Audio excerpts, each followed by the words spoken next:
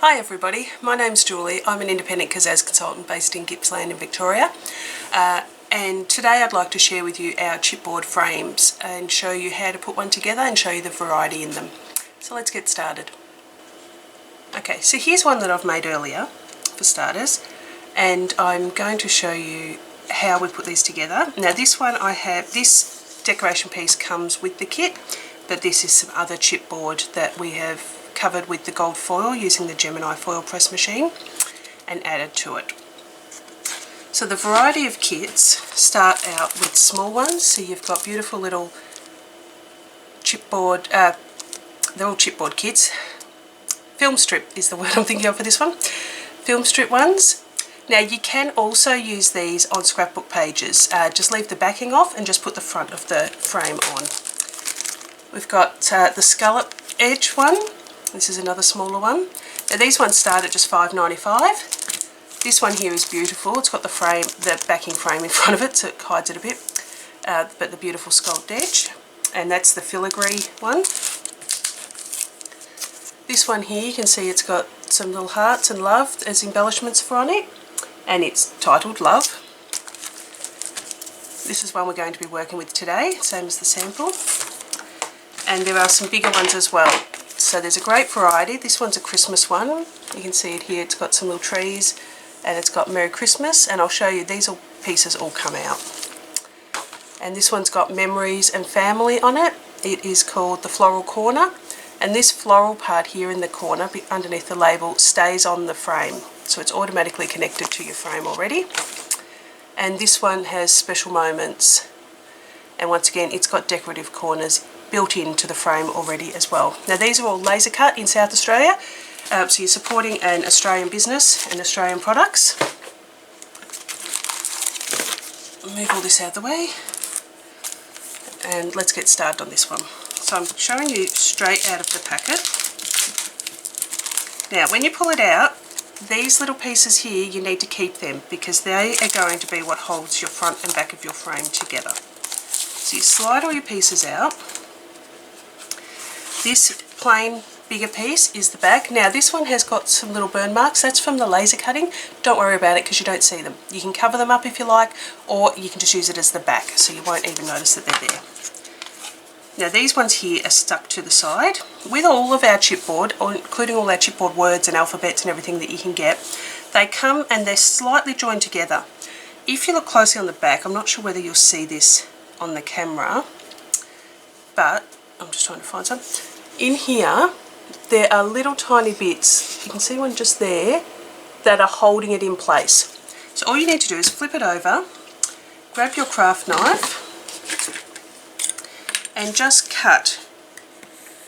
Just run it loosely along the edges and it will just cut those little bits.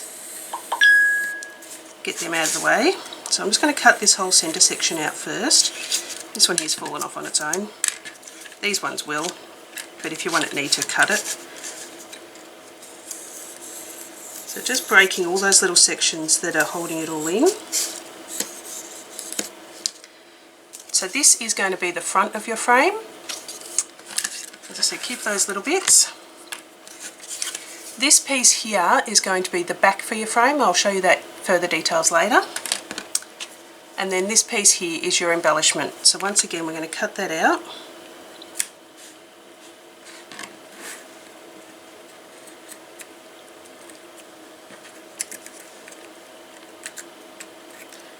We'll just gently push it out. And that piece there is just leftover rubbish. You can chuck that away. One thing to note with these though is it's a good idea to keep a few bits of this so you can test things out, because there's all different ways you can colour your chipboard, and I often use these offcuts as just little sample tests to see how the colouring looks on the chipboard. So hang on to it and use it for that. You could also cut it up and use it for little bits and pieces, like you've got a little scroll bit there you could cut out and use. The chipboard can be cut with the craft knife or with a good pair of scissors, so you can cut it to shape. So now we've got our decorative part. We're just going to pop that aside for a minute. I think I'm going to start with covering this. Now I'm going to cover this with some paper today. As I said, you can colour them with all sorts of things. So you could paint it, you can foil on it with the foil press, you can heat emboss, which I'll show you in a little while. But this one, I'm just going to cover it with paper.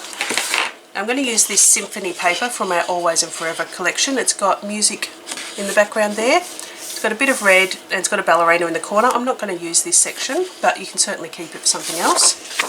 The back of it also has this beautiful writing and the lovely couple in the corner.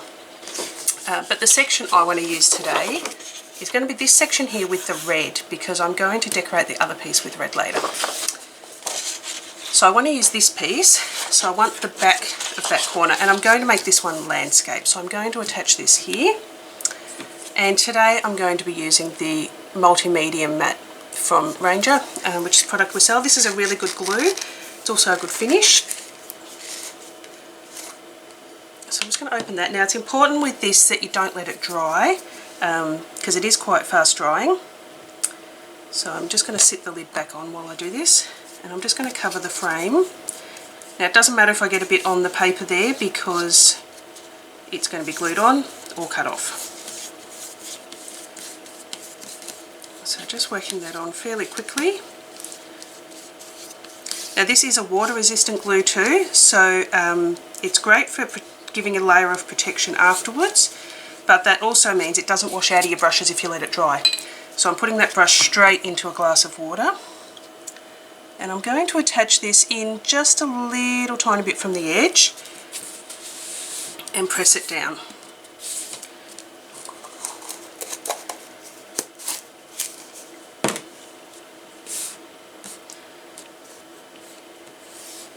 The reason I prefer to glue rather than use tape is A, it's a stronger hold, and B, it gets right to the edges, so you make sure you get your glue on right to the edges, and that way they won't lift up.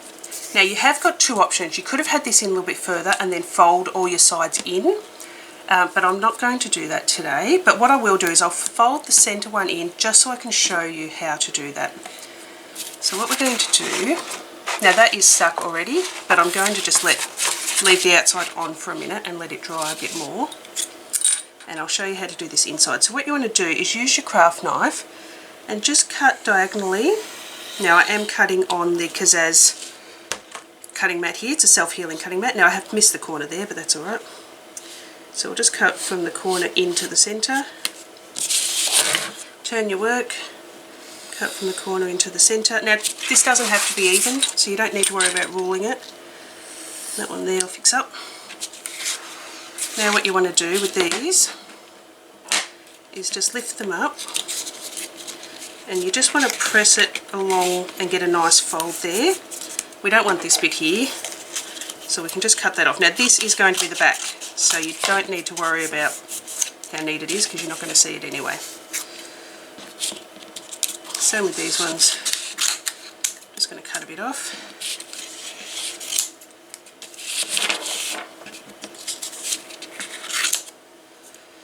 I might get a little bit more off. So we'll just fold it up. Try and get the fold as tight as you can. We'll just cut a little bit more off that one.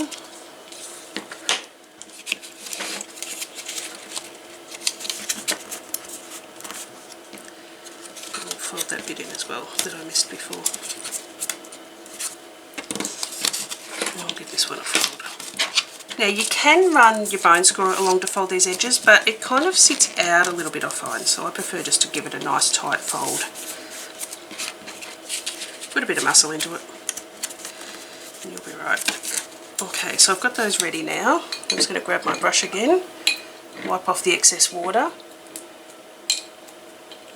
Oh, I realise my brush has got a bit of colour in it, but anyway. I'm just going to brush some of this. Now once again, it doesn't matter if you cover the whole piece of chipboard, and actually it's a good idea because it will seal it, which will help protect it.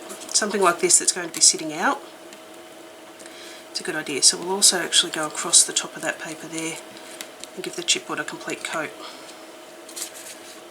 So same on this side. Pull it in nice and tight, hold it down for a second and brush over the top as well.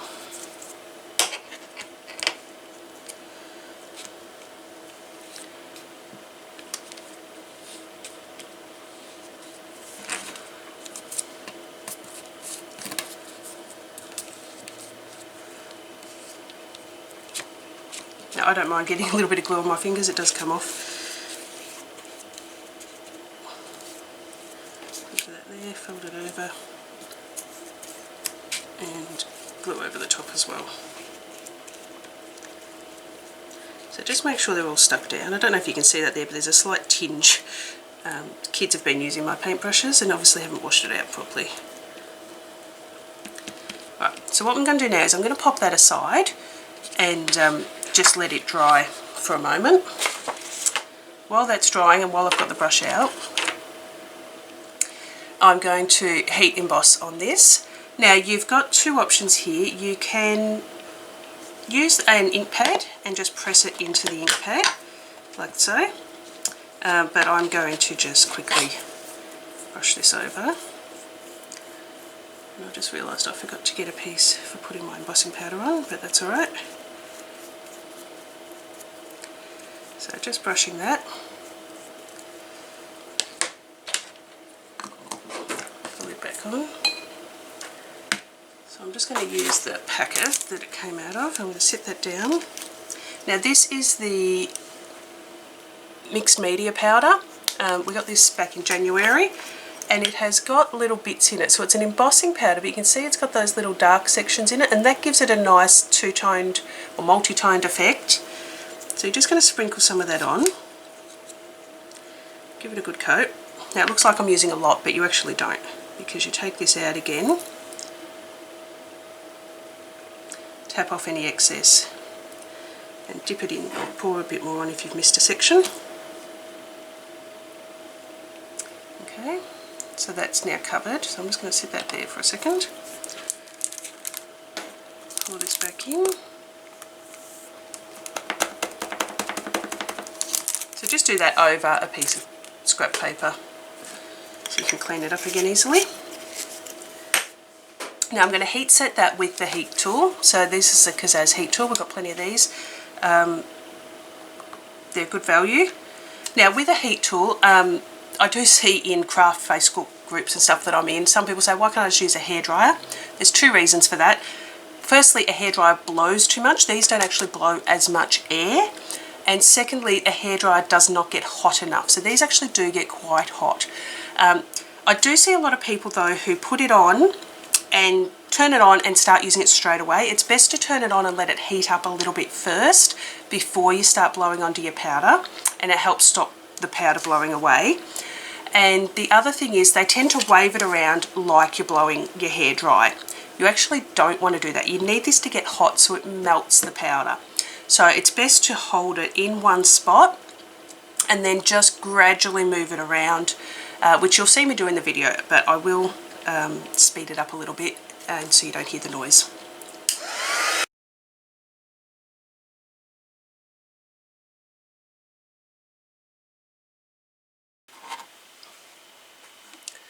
Okay, so now we have this done, and you can see that it's got that sparkle to it and it's got the little bits of metallic shine in it. So it looks really good. Now with embossing powders you can also redo it. You may notice I added a little bit extra here. I actually missed that corner a little bit, and you can see the difference there, maybe not on camera so much, about how much more texture it's got having that extra layer on. So you can just add some more glue or some more embossing ink and put more powder over the top if you like. Another trick with chipboard is you can use paint to put your embossing powder on, and paint dabbers, like the ones we have, are really good for that because they're quick and easy to apply, and they don't create mess. You haven't got to brush it clean. Another thing to note is don't heat on these mats, because I'm not sure that they're heat proof. This has, I could feel it sort of buckling a little bit, but it'll be fine. So that's that bit done. Now we will come back to this. This is just about dry, still a little bit wet. So just using your craft knife, you want to just put it in the quartz side and run it along. Now, I myself, because I find it's just much easier.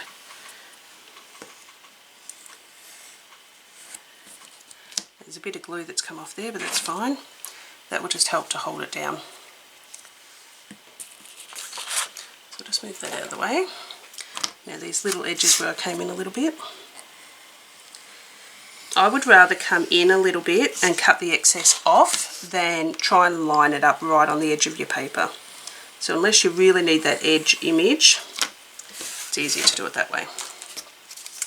So that is the front of our frame. Now it's going to go up that way so that the writing's up the right way. Not that I can read it, but that's all right. So it's got beautiful patterned paper there now. Okay, now the other thing I was going to do, I nearly forgot, is I'm going to put some of the embossing powder around the edge of the backing piece, because this is going to go on here like so. So you can see it's only a couple of millimetres around the edge here. So once again, the quickest and easiest way to do that is going to be just to brush some of the glue on. So I'm just grab that again.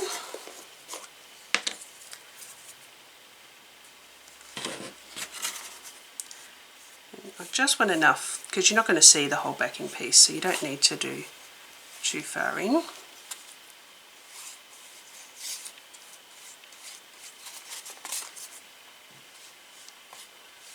This time I'll make sure I get right to the edges, cover it all.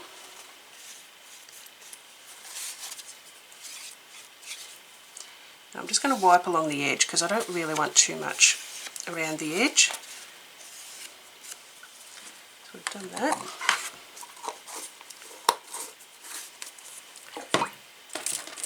Back here to this.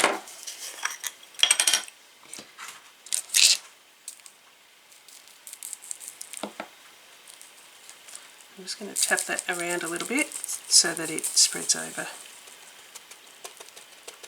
Now this inside edge doesn't matter if it's not neat because you're not going to see it.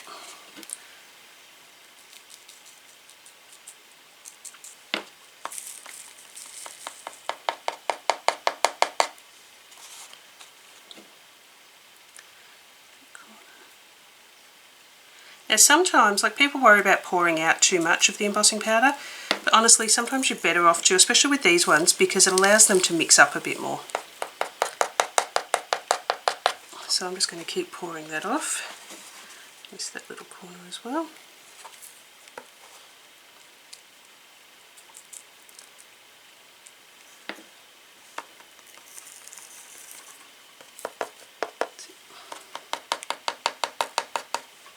So that is that done. I have made a bit of a mess here, but that's alright. What I'm going to do, I think, is I'm just going to add some little scatters of it on this piece as well. So what you can do with that is, I'm just going to use my finger because that's to me just as easy. I've just got a little tiny bit of the glue on my finger, and I'm going to even take a little bit less off, and I'm just going to add a few little bits around, just purely at random. And then I'm just going to sprinkle some of this purely at random as well. And that's just going to give a little bit of powder to stick on.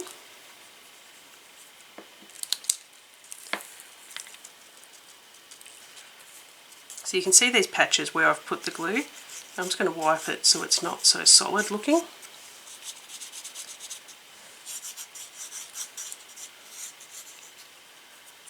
Like so.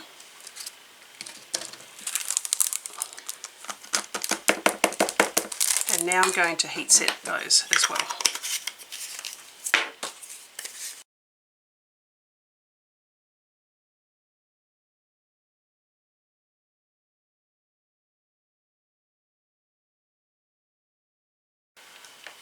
Okay, now one other thing I forgot to mention about heat embossing is you want to hold your work about 2 inches back from the heat gun and keep a little bit of distance, and also hold it on a bit of an angle. Don't hold it so that they are directly facing each other, because the heat can actually hit your surface and bounce back into your heat gun, causing it to overheat. So just something to keep in mind. That's all done. So now we're going to assemble it. So in here I've got some of the multi-medium, but what I've done is just put it into an empty bottle so it's easier just to squeeze out. This is going to go in here. Now this has warped a little bit, that's because of the multi-medium on it, but that's fine. It will just hold down once it's done. So these 2 strips, now I'm going to be putting this in landscape. So if I was to be putting it in portrait, I would want to have strips on the 2 long sides and one short side, so that once it's on the frame you can still slide your photo in, up and down. So for example this one here, I can actually slide that photo out, and you can swap your photo over then if you want to. But I'm going to have this one landscape, and this is going to be the top, so I don't want one on the top. And I'm going to put one across the bottom here and up either side.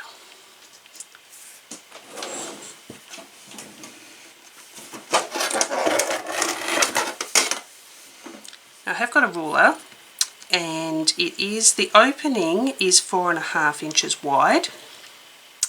So if we go 3/4 of an inch on either side,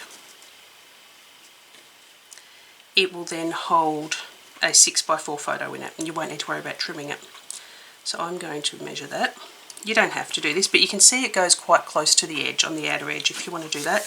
But otherwise you can put them in a bit further and just trim your photo down. That's not really a big issue. Okay, so I'm just putting a bit of glue on there, and I'm going to glue that on. Like so. Just eyeballing it to get it straight. And I'm going to do the same on the other side.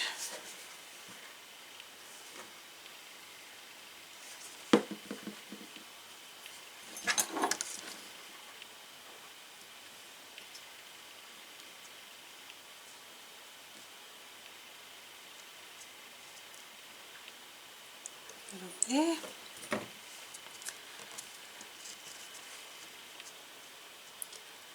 Okay, so now this grid underneath here is inches, so that's just over 3 inches, so I want that about 1/2 inch down.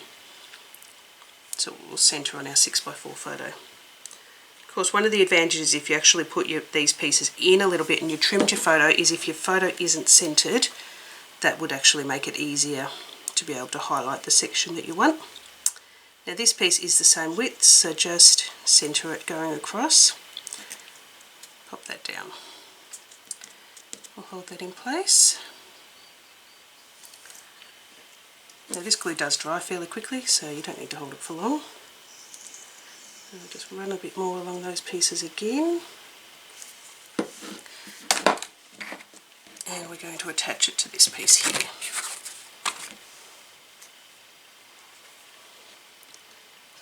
Once again, I just eyeball it to centre it. Oh, and you don't have to centre it, you can have it off centre if you want. Just put a little bit of pressure on those to hold it down for a sec. Decoration here. Now I think given that this frame has the red pieces up this side, I'm going to add this decoration down this side.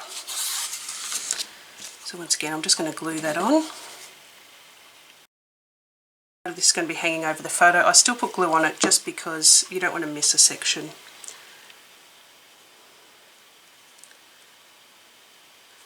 So I think that'll look good about there. Once again, just holding it down. So there's your frame. You can pop a picture in. GIFs, as you can see, it's quite quick and easy to do, and they are flat, so you can post them as a letter too, so they can be nice and cheap to post. They're not heavy. Yeah, so you could just put a piece of cardboard either side or pop it back in the bag that it came in and give it a bit of protection and post it off to a friend. So I'm just going to flip this over now. Now taking note, this is the bottom, so the bottom is closest to me, and I'm going to put this frame on. So with this, this straight line here, you want to fold that back, and it will just fold back, and then this little bit here, it folds back as well, and it clips into place in there, and that gives you your little stand. And you can then fold it back out again to flat pack it if you want to gift wrap it or post it. But I always like to sit it up like this while I'm gluing it on. So once again, just glue then on this flat edge. And we're just going to centre that. So this is 7 inches wide. I like to get this bit, because that's where that lies, in the centre. And just up a fraction from where the bottom is. And that just gives it a bit more of a lean when you stand it up. So I will turn that around and show you. So this isn't gluing today, just a fraction up from the edge. Just need to give that a while to dry. We have it, our decorated frame is complete, so you can see it there. Obviously look great with the photo in it, and the frame on the back to support it. So it just gives it a nice lean by putting it up that little bit, otherwise it sits up quite straight. So it's up to you how much you want to put that up. So I will link to all the products used, so check them out, and if you've got any questions, need help with anything, feel free to shout out, and I hope you enjoyed the video today.